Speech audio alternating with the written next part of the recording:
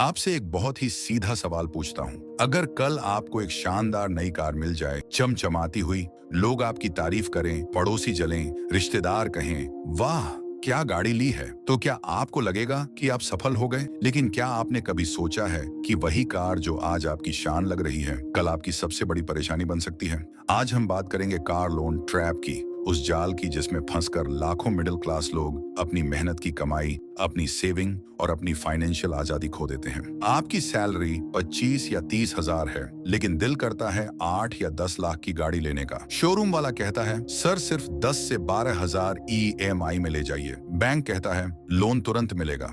दोस्त कहते हैं ले लो भाई, एक ही जिंदगी है। रिश्तेदार कहते हैं अब तो तरक्की हो गई।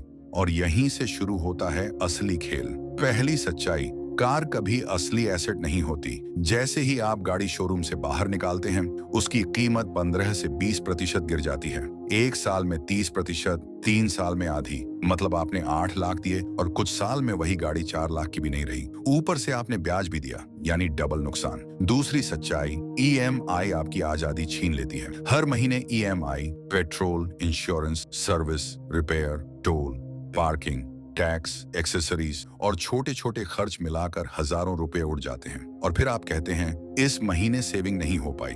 धीरे धीरे आप इन्वेस्टमेंट रोक देते हैं और EMI के गुलाम बन जाते हैं। तीसरी सच्चाई, हम जरूरत से ज्यादा दिखावे के लिए गाड़ी लेते हैं। सोसाइटी में इज्जत चाहिए, रिश्तेदारों को जवाब देना है, सोशल मीडिया पर फोटो डालनी है, स्टेटस दिखाना है। लेकिन सच यह है कि लोग आपकी गाड़ी नहीं देखते, वे आपकी आर्थिक स्थिरता देखते हैं। चौथी सच्चाई, लोन प्लस डिप्रिसिएशन बराबर डबल लॉस। बैंक ब्याज ले रहा है और गाड़ी की कीमत गिर रही है, यानी पैसा दो तरफ से जा रहा है। पांचवी सच्चाई, अगर अचानक नौकरी चली जाए, सैलरी कट जाए या घर में मेडिकल इमरजेंसी आ जाए तो EMI नहीं रुकती। तब वही ड्रीम कार बोझ, टेंशन और डर बन जाती है। कई लोग रात को ठीक से सो नहीं पाते क्योंकि दिमाग में बस EMI घूमती रहती है। अब जरा सोचिए, अगर वही EMI आप SIP, mutual fund, index fund या PPF में डालते तो 10 से 12 साल में कितना बड़ा फंड बन सकता था। लेकिन हम फ्यूचर की जगह प्रेजेंट की खुशी चुन लेते हैं और बाद में पछताते हैं। कई लोग तो EMI चुकाने के लिए क्रेडिट कार्ड और पर्सनल लोन लेने लगते हैं और धीरे धीरे कर्ज के जाल में फंस जाते हैं,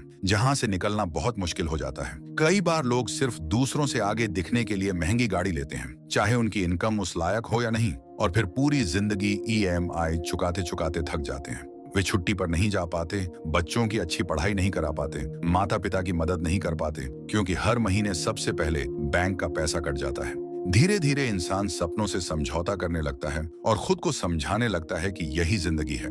लेकिन असल में यह जिंदगी नहीं बल्कि मजबूरी होती है, और यही मजबूरी इंसान को अंदर से कमजोर, डरा हुआ और असहाय बना देती है। इसका मतलब यह नहीं कि गाड़ी खरीदनी ही नहीं चाहिए, बल्कि सही समय पर सही तरीके से खरीदनी चाहिए। पहले कम से कम 6 महीने का इमरजेंसी फंड बनाइए, हेल्थ इंश्योरेंस लीजिए, डाउन पेमेंट ज्यादा दीजिए, EMI आपकी सैलरी के 10 से 15% से ज्यादा ना हो। सेकंड हैंड अच्छी कंडीशन की गाड़ी पर भी विचार कीजिए और अगर संभव हो तो कैश में खरीदिए। याद रखिए, गाड़ी आपकी जरूरत के लिए होनी चाहिए, आपकी ईगो के लिए नहीं। असली अमीर लोग पहले एसेट बनाते हैं, बाद में लग्जरी लेते हैं। पहले इन्वेस्टमेंट, फिर कार, पहले फाइनेंशियल फ्रीडम, फिर स्टेटस। वे जानते हैं कि आज अगर उन्होंने संयम रखा तो कल उन्हें किसी के सामने हाथ नहीं फैलाना पड़ेगा।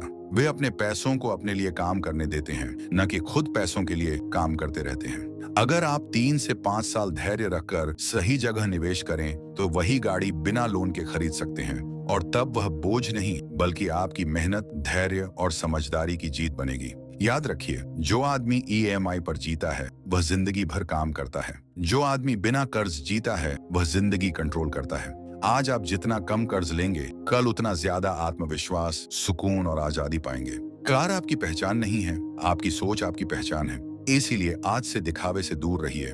बजट बनाइए, खर्च लिखिए, निवेश शुरू कीजिए, सही फाइनेंशियल लक्ष्य बनाइए, अपनी नॉलेज बढ़ाइए, अनुभवी लोगों से सीखिए और समझदारी से फैसले लीजिए, क्योंकि आज की छोटी समझदारी कल की बड़ी आजादी बनती है। अगर आप सच में अपने परिवार को सुरक्षित भविष्य देना चाहते हैं, बच्चों को अच्छी शिक्षा देना चाहते हैं, माता पिता की सेवा करना चाहते हैं और बुढ़ापे में किसी पर निर्भर नहीं रहना चाहते, तो आज से ही कर्ज से दूरी बनाइए और सेविंग को आदत बनाइए। और अगर आपको ऐसे ही रियल, ईमानदार और प्रैक्टिकल फाइनेंस वीडियो पसंद आते हैं तो मनी लॉजिक स्टोरीज चैनल को अभी सब्सक्राइब जरूर कीजिए, वीडियो को लाइक कीजिए, अपने दोस्तों के साथ शेयर कीजिए, क्योंकि यहाँ हम सिर्फ पैसा कमाने की नहीं बल्कि पैसा समझने और संभालने की बात करते हैं। धन्यवाद।